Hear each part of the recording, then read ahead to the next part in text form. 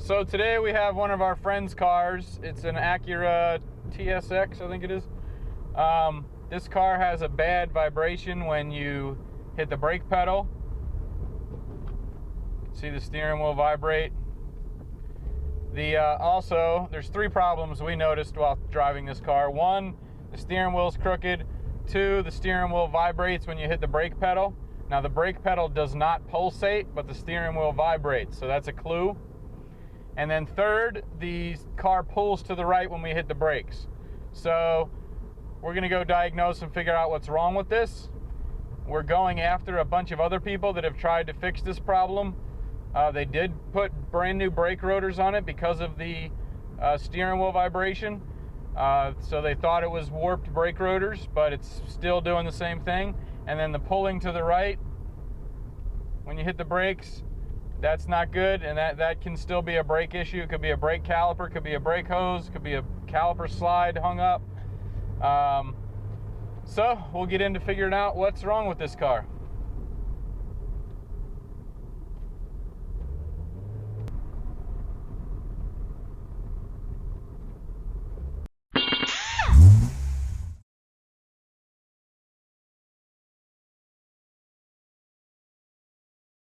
Okay, so we have our 2004 Acura, and we're doing the visual inspection now. We've got the wheels off. We're looking at all the brakes. We're looking at all that's been replaced. Our goal here is to figure out why the steering wheel vibrates so violently when you hit the brakes. As you saw on our test drive, the steering wheel vibrates, and it also has a pull to the right while you're just driving, and it also pulls to the right when you hit the brakes. So those three symptoms are leaning me to believe we have an issue on the front right brakes. Either a caliper that's hanging up or sticking, a brake hose that's bad. We definitely have a warped brake rotor, that's for sure. And we can actually measure the brake rotor with a dial indicator. We bolt it up on here. We can put a dial indicator here. We can spin the rotor and we can see the difference. But that side is so warped that we know it's warped. We're going to replace it. But why did it get warped? And it was replaced originally for being warped. So we're now getting this. We're inheriting this car with the same problem. It still has a vibrating steering wheel. And they replaced the brake pads, rotors, they replaced control arms, upper and lower, tie rods. That was all done, I believe, at Pep Boys. But Pep Boys gave up trying to figure out why the pulsation came from. That's a little bit crazy to me because this is actually a very basic problem. So what happens is, now, in their defense, it needed control arm bushings, upper and lower. It needed tie rods. None of these parts were replaced for no good reason. They were not I hope they weren't replacing them to stop the steering wheel vibration. I don't believe they did. I believe they just replaced them because you can't diagnose anything. It's very difficult to diagnose things when you've got bad parts. So we're looking at this now with all brand new parts on it. It still has the same problem. It is a brake problem, and we're going back to the basics. And the way this is supposed to work, you're driving along, you press your foot on the brake pedal, your brake pedal pushes brake fluid down through the master cylinder, down through this line. It's a steel line till it gets to here, then it's a rubber line. The outside's rubber, the inside's nylon, and that's very important for the next thing I'm going to tell you. And the reason these are rubber is so you can steer. I mean, you got to steer. So you can't have a steel brake line. It's not flexible. Rubber is flexible, so these are engineered and designed to move as you steer.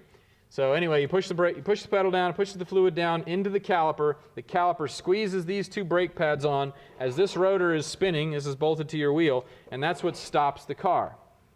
Then when you're getting ready to go again, you release the brake pedal. It releases this caliper. The pads slide back on their slides, as long as they're sliding properly. They slide back on their slides, the brake fluid goes back up the brake hose, and you move along and your brakes are not on. Well, when you have a warped brake rotor, what typically happens, there's two major causes, three major causes of a warped brake rotor. The number one cause is the brake rotor getting extremely hot, and then well, I don't know if it's the number one cause. It's the brake rotor getting too hot, too fast, and not dissipating the heat quick enough. These are designed to properly dissipate the heat. That's why they have these fins.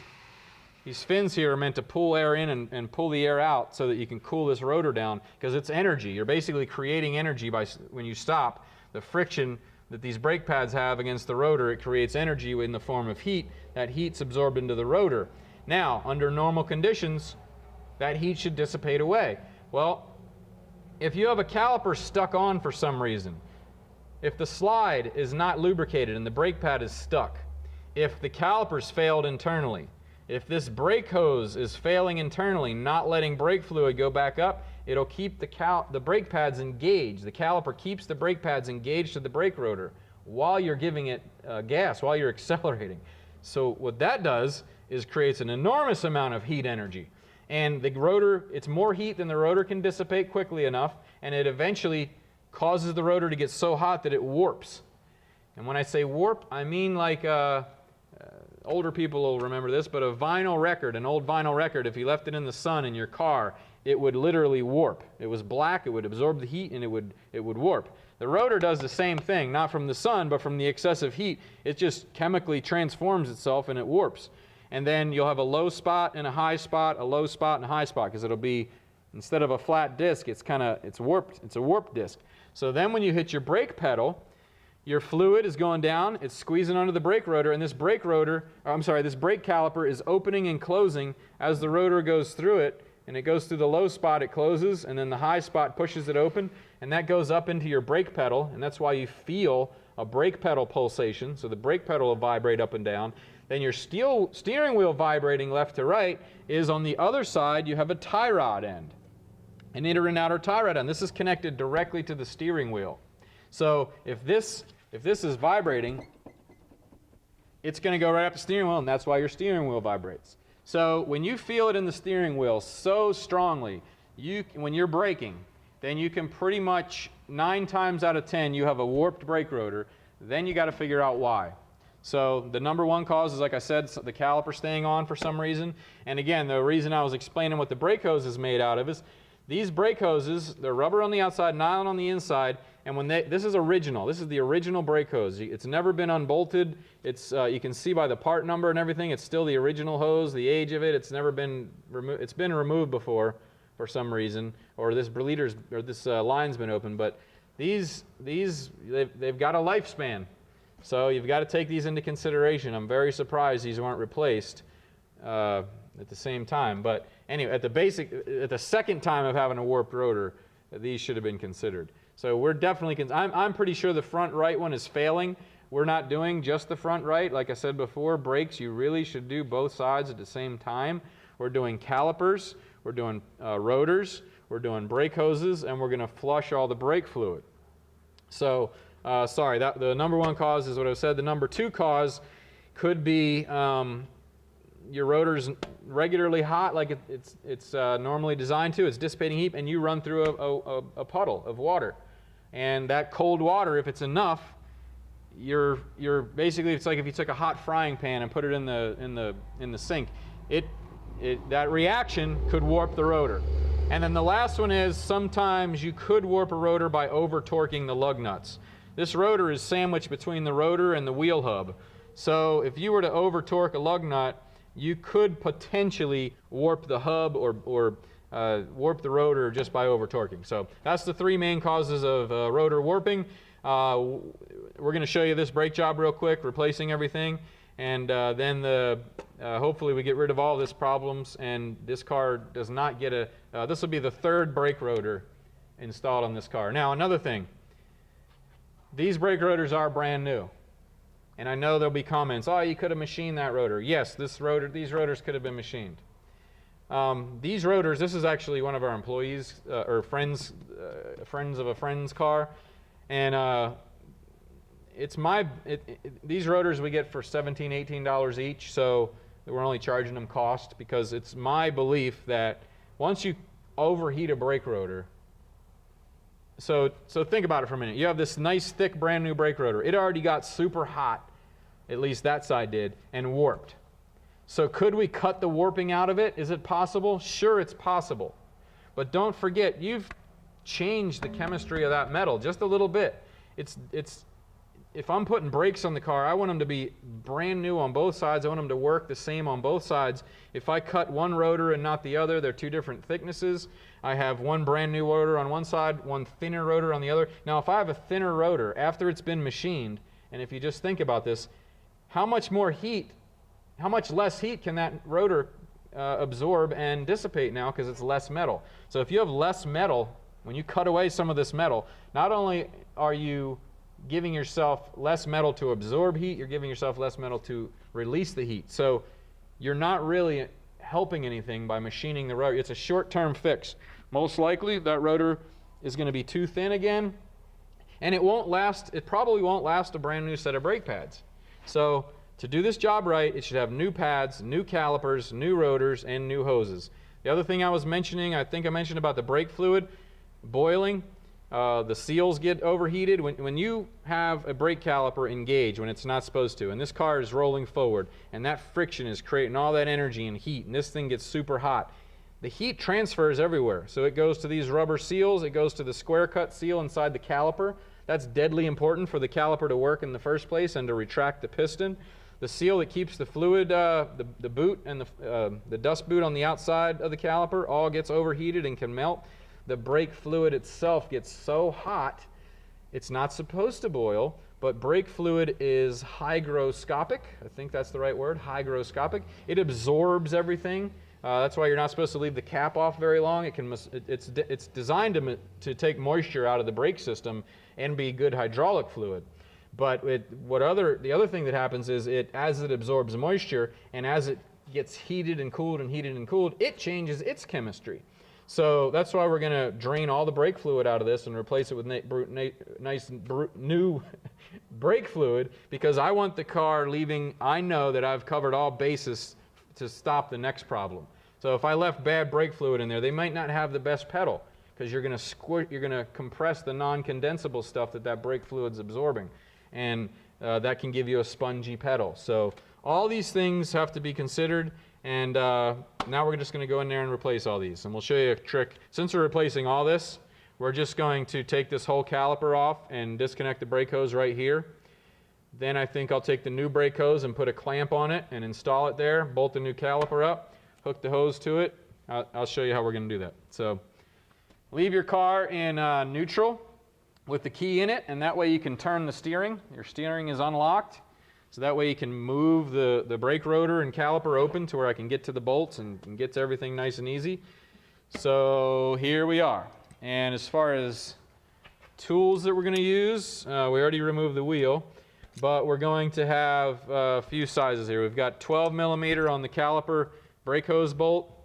We've got, is that 12 millimeter on the bracket here holding the brake hose. We've got a 10 millimeter brake line hose that's been rounded off, which that's perfect for for this demonstration. So that is called a line wrench, and so that's a 12 millimeter side and that's a 10 millimeter side, and it's really brake line wrench. And what these are meant for are steel brake line fittings. You don't want to bend them or twist them. And if you look at a regular wrench compared to this is square cut. It's also got 1, 2, 3, 4 sides of the hex, where really this regular wrench really only covers 3 sides of the hex. So you get a lot more bite with this, and you're turning the nut. When you put this on the brake hose, you're turning the nut, where if you put this on, the nut on the brake hose, it can stick to the brake line.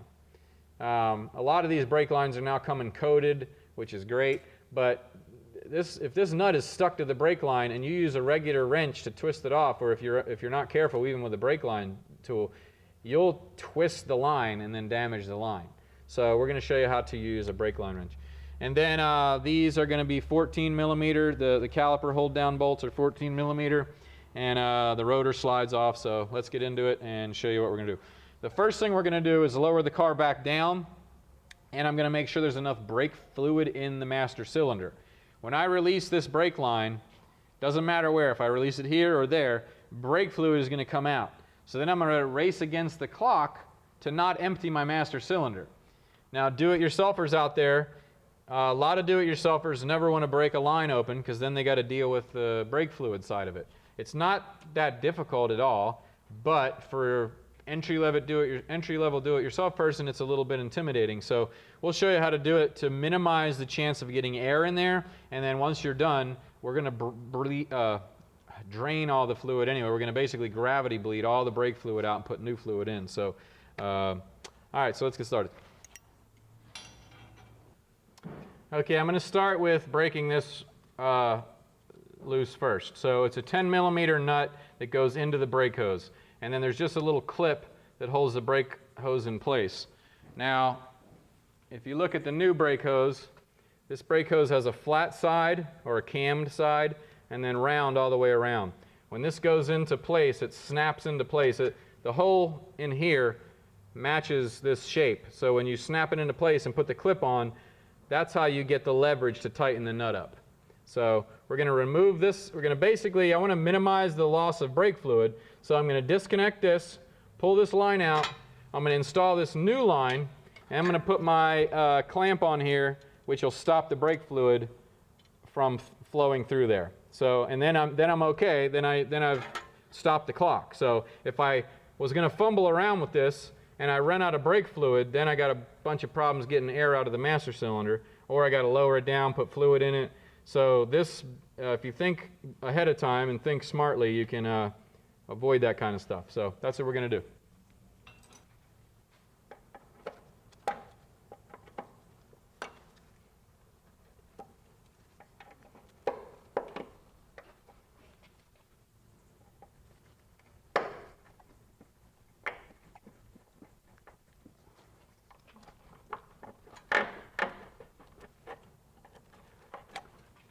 Just a clip like that.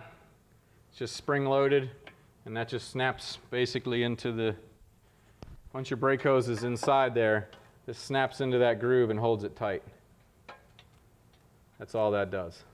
Once it goes through this little ledge here, that's all it does. So now the reason this nut on the end here is rounded is because they did not use a line wrench. So line wrenches are not expensive, and I would say you should replace them. I mean, not replace them. You should use them. You don't have to use them to completely loosen it, but just to get the first pop, to get it loose, and to get the final tighten, the final torque, you want to use one of these.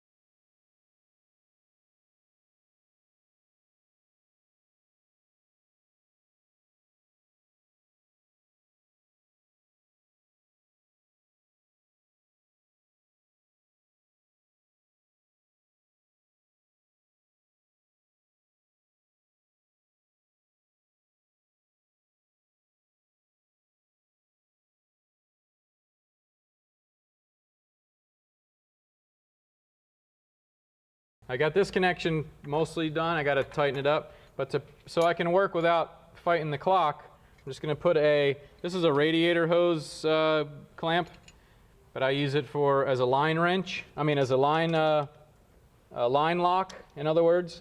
So you just put that on a little tight, and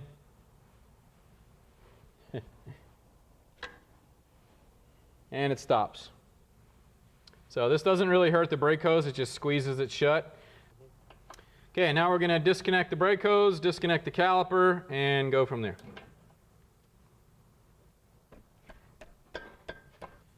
Next, we've got, there's two ways to take this caliper off. I can take the caliper itself and separate it from the bracket. That will be these two bolts. But I'm just going to take the whole thing off, which is just these 14mm bolts farther in. This is the whole caliper bracket. Because we got new brackets, that's why we're doing this. Because everything got overheated, and I don't want to take any chance. I want this car fixed and out of our lives, so we're replacing the brackets. I'll show you what I mean.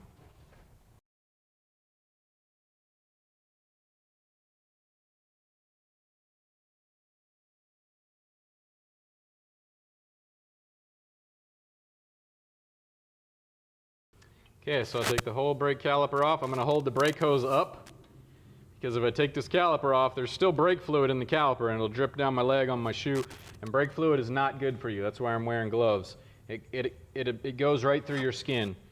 You want to wash it off with soap and water if you get brake fluid on you.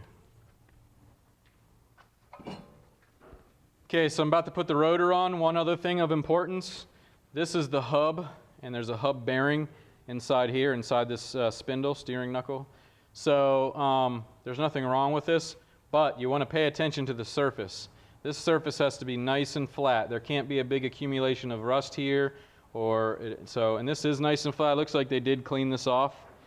So that is nice and flat, and it's going to touch this mounting surface here, which also has to be flat. So we'll go ahead and install these rotors. Another thing on these rotors, when you get brand new brake rotors, they'll have an oily substance on them. That is normal. It's supposed to be on there. It is called cosmoline. I believe it's called cosmoline, and it protects the brake rotor from corrosion and rust. While these parts are sitting on the shelf waiting for you to buy them, they could react to the air and start to corrode. So when they put that oil on there, it's just for protection. You do want to rinse it off, and you don't have to use brake cleaner. In fact, the best method to wash that off is just soap and water. Soap and water is the best way to leave the surface of the rotor. The surface of the rotor comes ready for the new pads. It's got a nice finish to it, so it's ready to grab a new pad. So you want to keep that as best as you can, and just soap and water is the best way to do that. I'm going to go ahead and bolt our brake caliper, the entire caliper and bracket up. So you got this bracket here that fits over the rotor, and the two big holes are just for these 14mm bolts to hold them. And another thing about a caliper, when you look at a brake caliper, that's where the brake hose connects, and the line goes up through that hole. You want to look at your bleeder valve. And if you think about how brakes work, they're hydraulic, they use fluid, and you have to be able to bleed the air out. So that's a bleeder valve. And your bleeder valves on pretty much any system are going to be where the air is. So the air is always at the top, because liquid is more dense and heavier, and it's under pressure in some cases. But the air will rise to the top, and the heavier will fall down. So at the very top is where your air is going to be. So if you have this caliper and the bleeder is down here, you've got it on the wrong side. Just switch it over to the other side. There are times, we've had cars, I think it's a Chevy Camaro, the older ones, Firebirds and Camaros. You can install the caliper upside down, left goes on the right, right goes on the left. You never get the brakes bled. One of the first brake jobs I ever had to figure out was a kid did his own brake job, put the calipers on upside down, and the bleeders were just on the bottom. I switched the two calipers out, bled the brakes, the car was perfectly fine. So just a mental note, the air is at the top. To get the air out of the top, you got to have the bleeder at the top.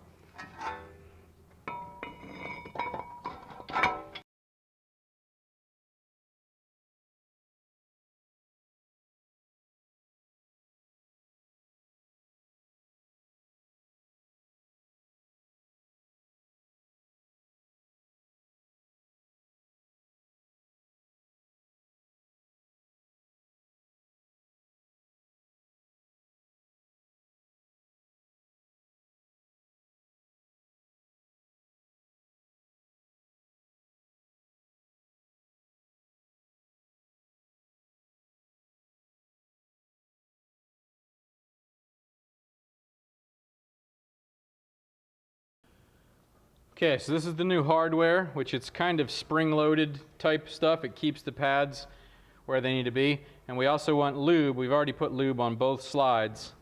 And then these are the pins. The reason we got new calipers, I was saying earlier, it comes with a new, this is the bracket. This is the pin, and this has to slide. Now if I pull this out, you'll see there's nice thick lube in here. Well, I don't want to pull this back off the seal here, but this rubber boot fits on here, and there's nice thick brake lube in here, and that's so this caliper can slide.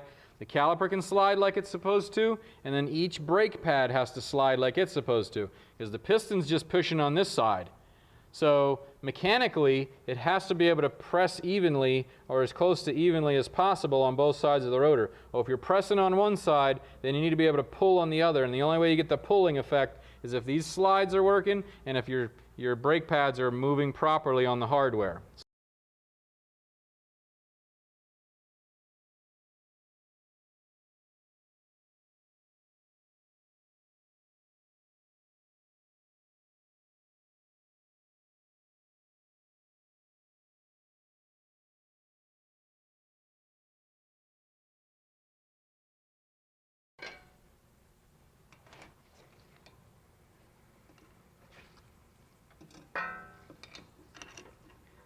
So I just want to snake it around and see where it's going to go. Should go like that. Now this brake hose definitely is twisted a little bit. You want to make sure the brake hose flows freely. It shouldn't be kinked, it shouldn't be twisted. In fact, if it's twisted or kinked, you might have the wrong one. So that one at a full turn looks about right, and then a full turn the other way, and the hose is nice and even. So that looks about right. So then we will put it into place here. It's going to go like that. Now this caliper does have a seal for where the brake fluid goes. And the caliper not only comes with new bracket bolts or end caliper bolts, it also comes with a new banjo bolt. This is called a banjo bolt because it's actually a bolt and a hydraulic line at the same time. The center is hollow and it has a hole right there, and that's for the hydraulic fluid, the brake fluid, to flow through it. So if you look at this brake hose, I don't know if you can see it on video, there's a tiny hole in there, and that hole lines right up with this hole, and it squeezes the brake fluid into that. Now you don't have to worry about the way this is designed. The fluid will go into that hole, so as it's torqued. So we're going to line it all up properly. Oop, my spring came off, so now I'm going to have brake fluid come out of here. There it comes. But that's okay because I'm getting ready to seal it up.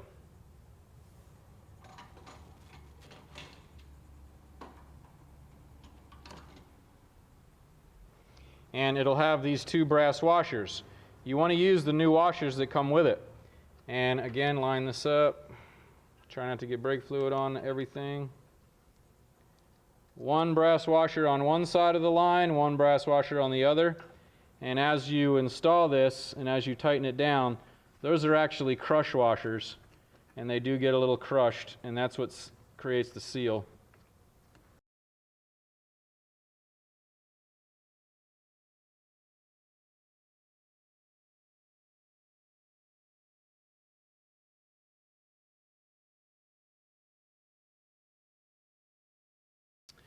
Okay, now that brake line flows pretty smooth. You can actually look at the lines on the brake hose, and they should not be twisted, so they're nice and smooth into here.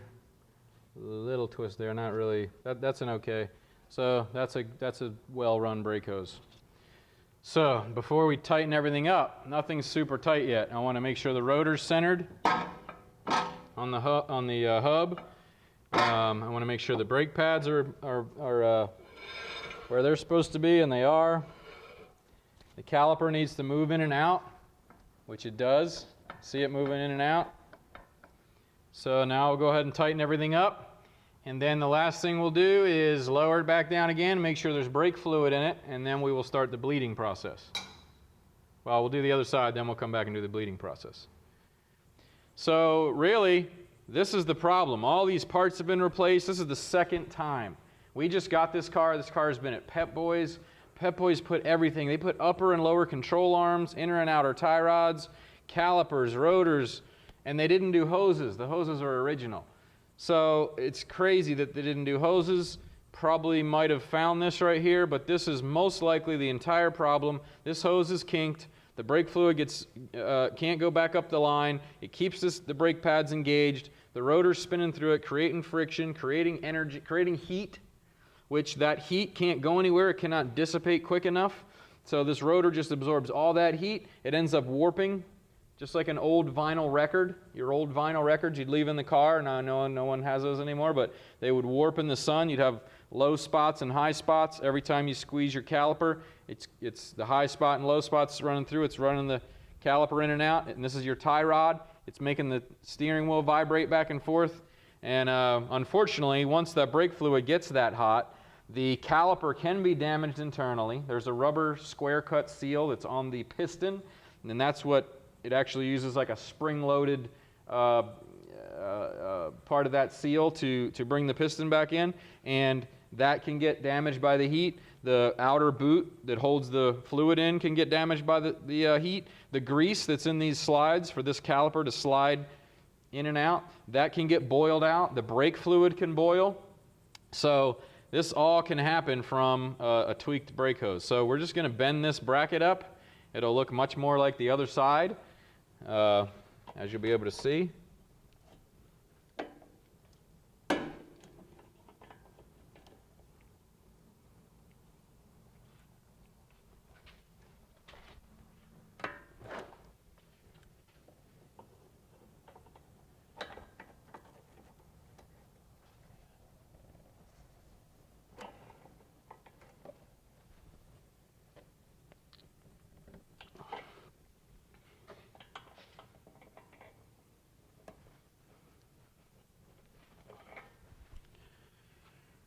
Okay, that's much better.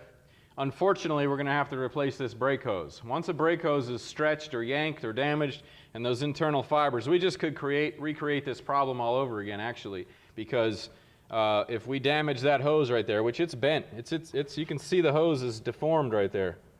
It's slightly deformed. So I can't, in good faith, leave this hose on there because I know it can be a problem. Unfortunately, it's going to have to go in the garbage and another brand new one. But these are not expensive. Anytime you do a brake job, look at your brake hoses. The outside is rubber, and you can't really see much. The only thing you're going to see is how old they are. If they're the original ones, and you've got, a 10, 12, 15-year-old car, and you're doing something with the brakes, you might as well replace them. They're $25 or less usually. Sometimes they're $12, $13. So it's not expensive. So we're going to go ahead and replace this all over again. All right, so we have our brake job done, and now we're going to start the bleeding process. So every wheel is pretty much the same on this vehicle, the way we're going to do it. We're just going to gravity bleed. You can do this with one person if you're careful and know what you're doing. Otherwise, if you're going to do pressure bleeding where you push the pedal down, you'll need a person with you. So for right now, we have the car lowered, and I'm just going to pop this bleeder valve open. And now it's open, so by pure gravity, the fluid will come out. Now, one thing that'll help that is if we go up top. If we go up top here under the hood, this is the brake master cylinder. So this is what we've been filling or made sure is full before we start adding taking off brake lines, because we don't want this to go totally empty. So this has a reservoir, and then farther down below is the master cylinder. So right now, because of the brake lines being removed and replaced, it's pretty low. So I'm going to do two things. One, I'm going to open this cap, and I'm going to add brake fluid to the max. And with the cap being off, that's going to let atmospheric pressure work on the brake fluid, and also with gravity. And we're going to have, we already have brake fluid coming out, but if we take this off, this is also where you want to be very careful. You do not want to get brake fluid anywhere near the paint. If you do, you want to have isopropyl alcohol and water or something nearby to rinse it off, because you drip it on the paint and or you should have a cover here. So this car takes .3 brake fluid. Be very careful pouring. Make sure you pour it in there nicely.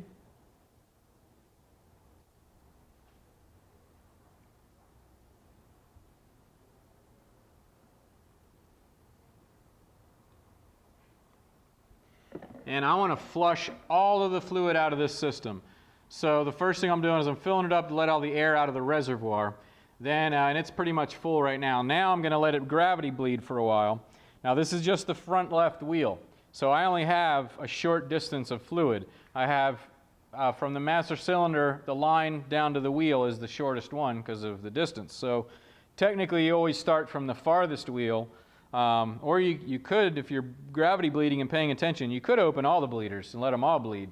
In a shop, when you're trying to get the cars done in time or quicker or whatever, you sometimes do them all at once to save time. So, and really I'm just looking for nice clean brake fluid. And once the clean brake fluid's coming out, then I can tighten this one up, and I can go along to each and every other wheel and gravity bleed. And remember what I was saying earlier about the air. If there's any air in this system, it should be at the top of this caliper, and it'll bubble right out here.